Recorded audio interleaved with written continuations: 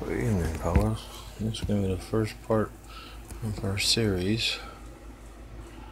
What, where, and why.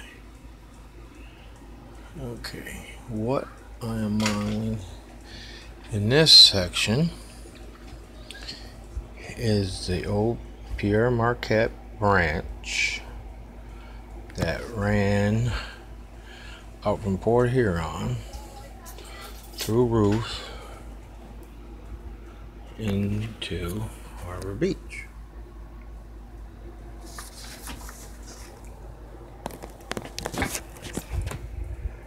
Okay, showing it now. It's right here. Port Huron will be down here. It ran up through here. And this is Harbor Beach. Okay. This today is abandoned, but it became Chesapeake and Ohio after Pere Marquette. And this is Harbor Beach in Michigan, my home state of Michigan. As you can tell where it is, it's in the side of the thumb. This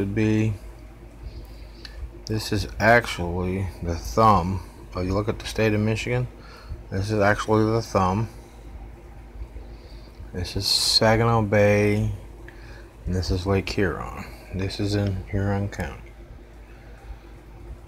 Why I'm modeling it is because when I was a kid, we would drive up from the house on the weekend, and we had a camp up in Port Hope, but that'll be another part of the series. I'll get in more detail on that one on the way up through. But as we're in Harbor Beach, the main industry was the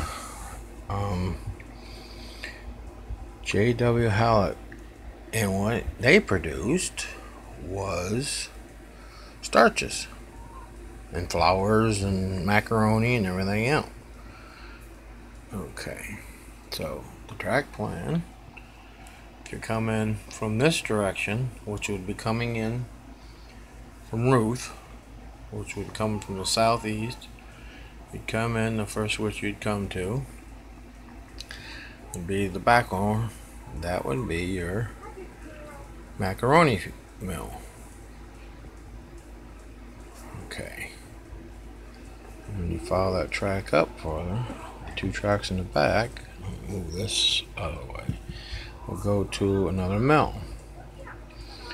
Okay, then the next track up, this here would be a flour mill, where they would bring in the wheat or whatever they were using, and they'd make it, they put it in the silos there, then they'd transport it over to the macaroni mill. Make what else? Macaroni. If you follow that track back farther, as it curves around, where the curve is, there's a silo there. I don't have a big building there yet, but that used to go back around to more silo. The track going down and around the building was, which is this track here, which I gotta finish, goes to the warehouse. It fed, there's gonna be a warehouse doors here and there, and I'll make videos as I get it completed. Okay. And as we come into the back in, okay, we come into where the yard is. That building back there would be a warehouse for receiving goods. And here's our yard.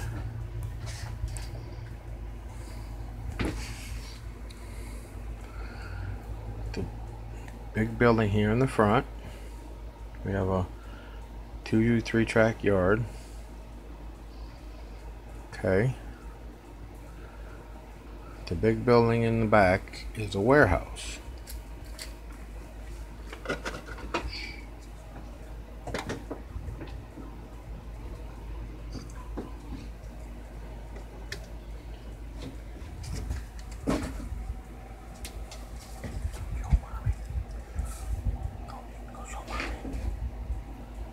Sorry, my daughter came in.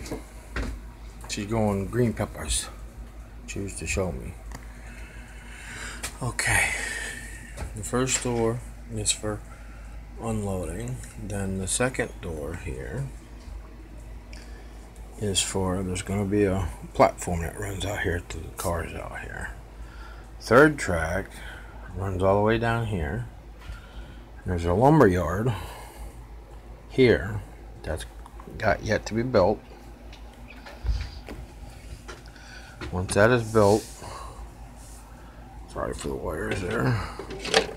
Once that is built, that was for to bring lumber in and actually build the barrels and the crates for the factory to put the flour, cornstarch, whatever they were making into for shipment out in boxcars.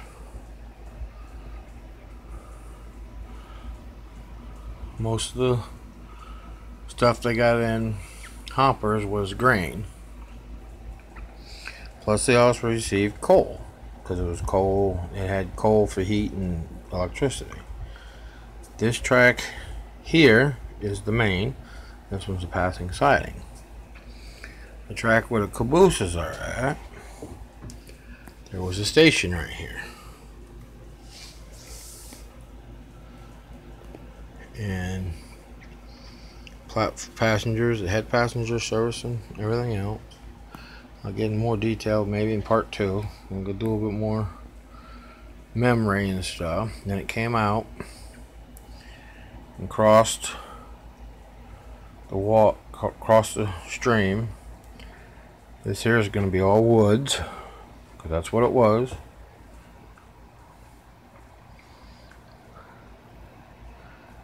But I might take a modder's license and put some houses in here, which I think I might. And this is going to be trees and grass, and there's going to be a house in here. I might even make me a little farm out of that. So I like the farm scene. And the track at the end here,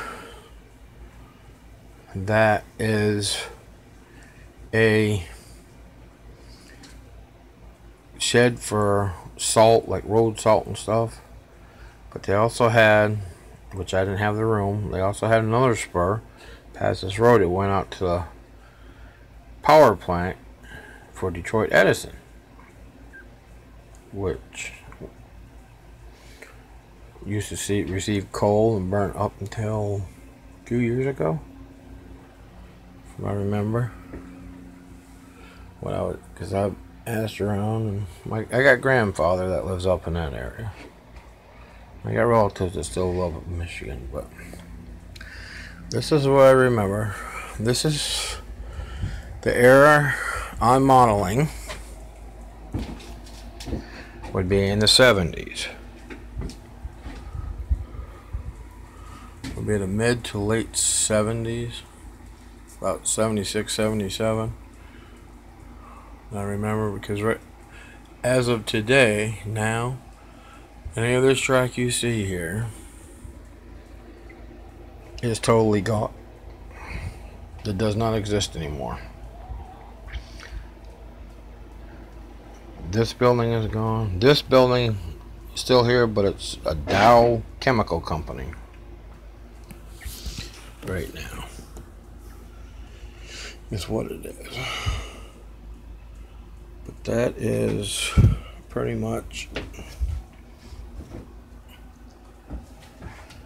what I am modeling with. Yep, this used to be a branch line with a Pierre Marquette until they went bankrupt. Then it was taken over by C&O. Then when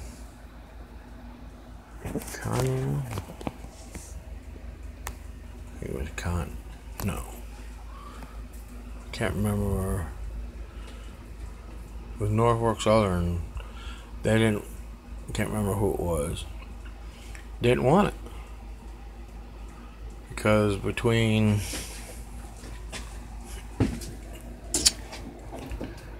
Ruth and Harbor Beach, there's a bridge in here that got washed out, and they didn't want to replace it. So the CNO abandoned it. Everything from roof down is still in service, and it's run by the Huron and Eastern Railroad to this day. So, as you can see from the map, all the dotted lines on this map are abandoned lines, and they've tore them all out. Every one of them is tore out. Their trails or whatever.